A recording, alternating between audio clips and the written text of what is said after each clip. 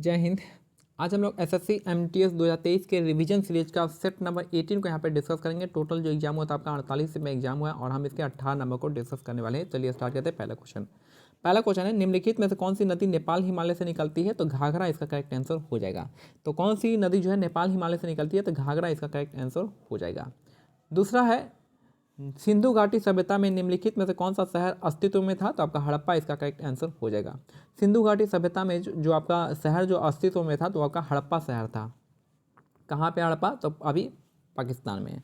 फरवरी 2022 में किस भारतीय राज्य सरकार ने सद्भावना परियोजना आरंभ किया था? तो असम इसका करेक्ट आंसर हो जाएगा। फरवरी 2022 में किस भारतीय राज्य सरकार ने सद्भावना परियोजना आरंभ किया था? तो असम इसका करेक्ट आंसर हो जाएगा। मेंडलीफ की आवर्त सारणी के अनुसार कार्बन का परमाणु क्रमांक कितना है? तो 6 है।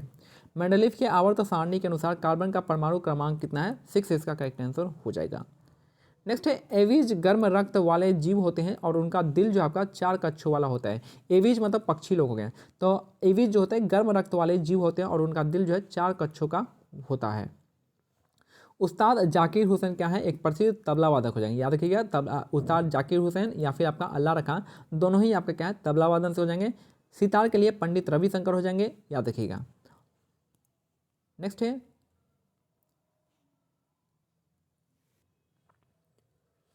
निम्नलिखित में से कौन सा अरिजुकी नॉन कॉर्डेट्स के अंतर्गत नहीं आता है? तो आपका कोशेरुकी यानी वर्टिब्रेटा नहीं आता है। तो कौन सा है नॉन कॉर्डेट के अंतर्गत नहीं आता है? तो वर्टिब्रेटा इसका करेक्ट आंसर हो जाएगा। एनिलिडा, मोलस्का और पोरिफेरा जो है आपका नॉन कॉर्डेट के अंतर्गत आता है। नेक्स्ट है, महात्मा गांधी की आत्मकथा का नाम क्या है? तो यह हो जाएगा सत्य का प्रयोग यानी the story of my the experiment of my truth जो आपका किसका है? महात्मा गांधी का हो जाएगा। द एक्सपेरिमेंट ऑफ माई क्या है? माई एक्सपेरिमेंट विथ ट्रूथ जो आपका महात्मा गांधी का है।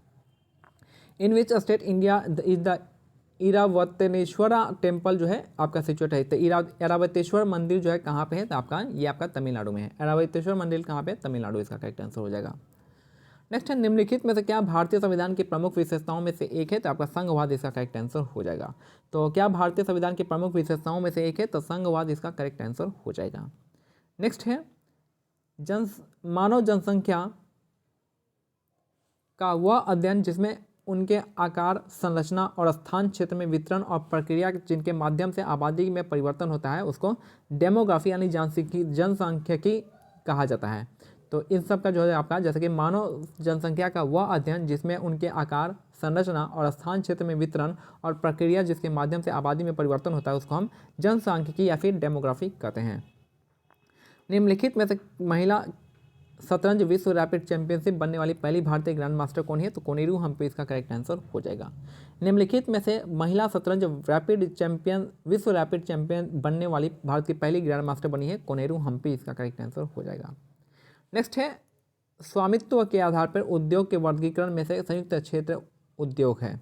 ठीक है, तो स्वामित्व के आधार पर उद्योग के वर्गीकरणों में से एक जो है संयुक्त क्षेत्र उद्योग इसका करेक्ट आंसर हो जाएगा। 2011 की जनगणना के अनुसार निम्नलिखित में से कौन सा मेट्रो शहर भारत का सबसे अधिक जनसंख्या वाला है? तो मुंबई इसका करेक्ट आंसर हो जाएगा। 2011 की जनसंख्या के अनुसार निम्नलिखित में से कौन सा मेट्रो शहर भारत में सबसे अधिक जनसंख्या वाला है? ये आपका मुंबई इसका हो जाएगा। नेक्स्ट है, 2022 के भारतीय केंद्रीय बजट में डिजिटल संपत्ति यानी क्रिप्टो करेंसी के हस्तांतरण पर कितने प्रतिशत का कर लगाया गया है? तो 30% का कर लगाया गया है।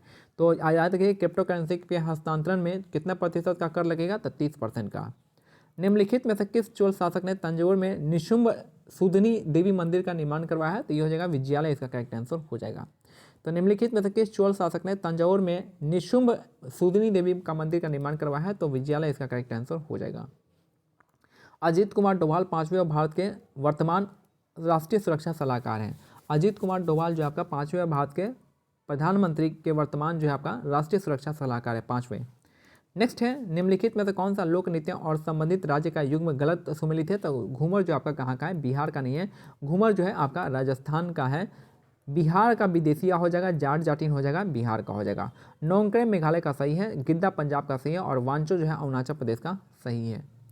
नेक्स्ट है, अंतर्राष्ट्रीय रेत कला उत्सव जो है आपका आमतौर पर उड़ीसा में आयोजित किया जाता है। तो रेत कला उत्सव कहाँ पे मनाते हैं? तो उड़ीसा इसका करेक्ट आंसर हो जाएगा। नेक्स्ट है, टीपू सुल्तान की मृत्यु जो है किस वर्ष अपनी राजधानी श्रीरंगपट्टनम की रक्षा करते हुए हुई थी? तो 1799 में हुआ था। टीपू सुल्तान की मृत्यु जो है आपका किस वर्ष अपनी राजधानी श्रीरंगपट्टनम की रक्षा करते हुआ था? तो 1799 में हुआ था। नेक्स्ट है सौरमंडल के किस ग्रह को पृथ्वी का जुड़वा ग्रह माना जाता है? तो शुक्र ग्रह इसका करेक्ट आंसर हो जाएगा। सौरमंडल के किस ग्रह को पृथ्वी का जुड़वा बहन माना जाता है? तो शुक्र ग्रह इसका करेक्ट आंसर हो जाएगा।